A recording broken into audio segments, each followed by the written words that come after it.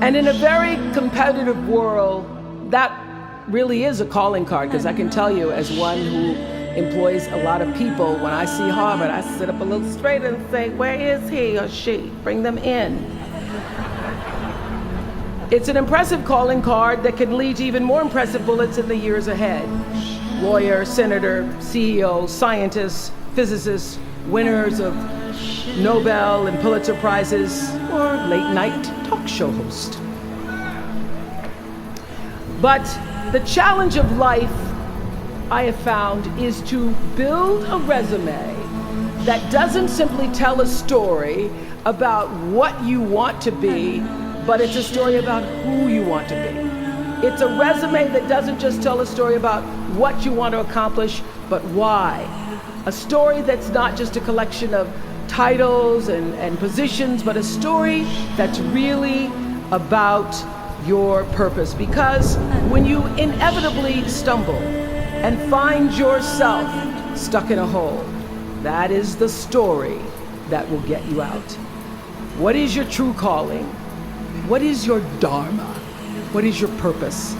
For me, that discovery came in 1994 when I interviewed a little girl who had decided to collect pocket change in order to help other people in need. She raised $1,000 all by herself, and I thought, well, if that little 9-year-old girl with a bucket and a big heart could do that, I wonder what I could do.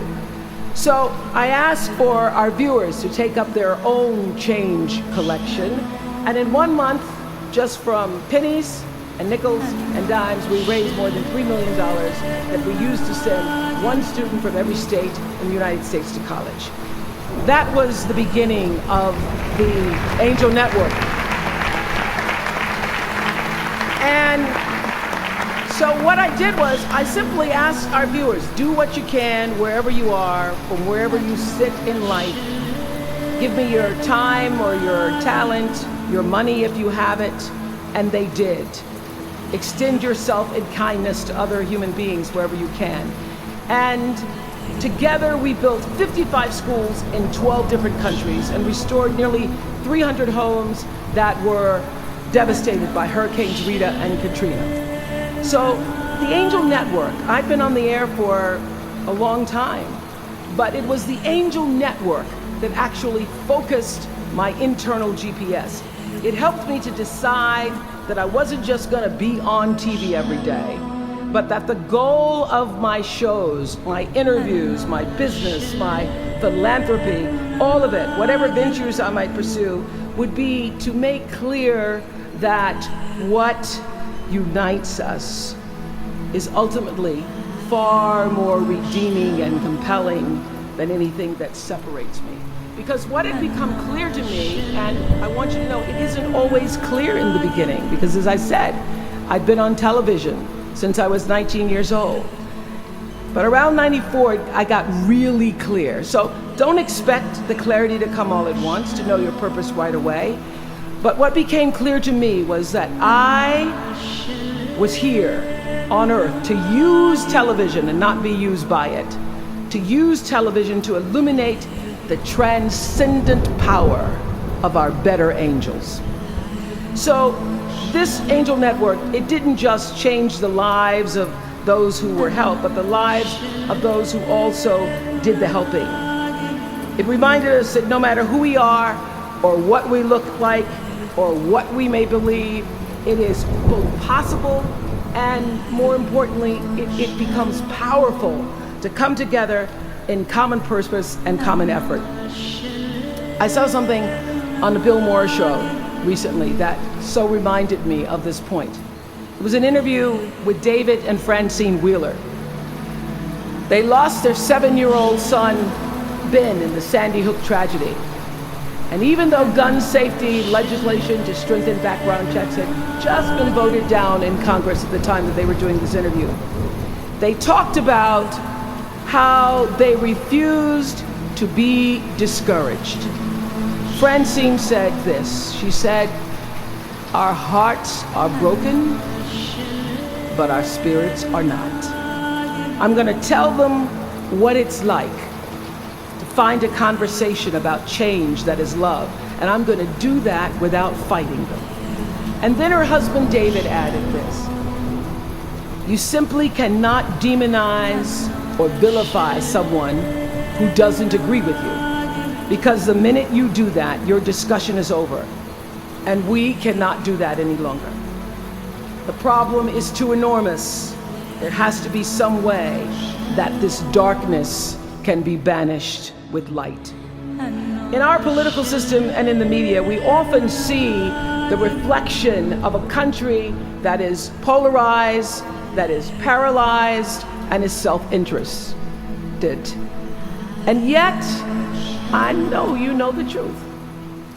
We all know that we are better than the cynicism and the pessimism that is regurgitated throughout Washington and the 24-hour cable news cycle. Not my channel, by the way.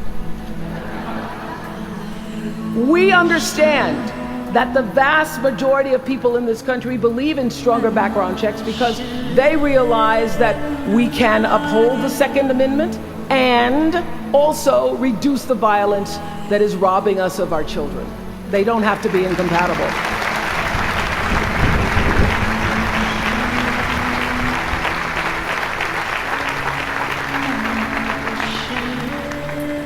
And we understand that most Americans believe in a clear path to citizenship for the 12 million undocumented immigrants who reside in this country, because it's possible to both enforce our laws and at the same time embrace the words of the Statue of Liberty that have welcomed generations of huddled masses to our shores. We can do both.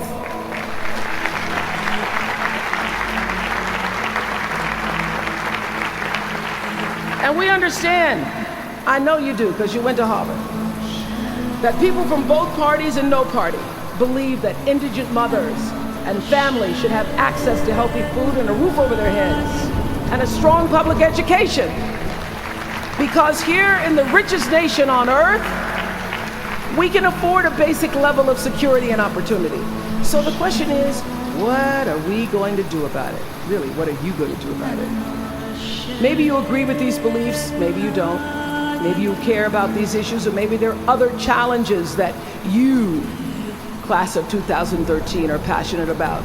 Maybe you want to make a difference by serving in government. Maybe you want to launch your own television show. Or maybe you simply want to collect some change. Your parents would appreciate that about now. The point is, your generation is charged with this task of breaking through what the body politic has thus far made impervious to change. Each of you has been blessed with this enormous opportunity of attending this prestigious school. You now have a chance to better your life, the lives of your neighbors, and also the life of our country. When you do that, let me tell you what I know for sure. That's when your story gets really good. Maya Angelou always says, when you learn, teach. When you get, give. That, my friends, is what gives your story purpose and meaning. So you all have the power in your own way to develop your own angel network. And in doing so, your class will be armed with more tools of influence and empowerment than any other generation in history. I did it in an analog world. I was blessed with a platform that at its height reached nearly 20 million viewers a day. Now here in a world of Twitter and Facebook and YouTube and Tumblr, you can reach billions in just seconds. You're the generation that rejected predictions about your detachment and your disengagement by showing up to vote in record numbers in 2008. And when the pundits said, they talked about you, they said you'd be too disappointed, you'd be too dejected to repeat that same kind of turnout in the 2012 election, and you proved them wrong by showing up in even greater numbers. That's who you are. This generation, your generation, I know, has developed a finely honed radar for BS. Can you say BS at Harvard? The spin and phoniness and artificial nastiness that saturates so much of our national debate. I know you all understand better than most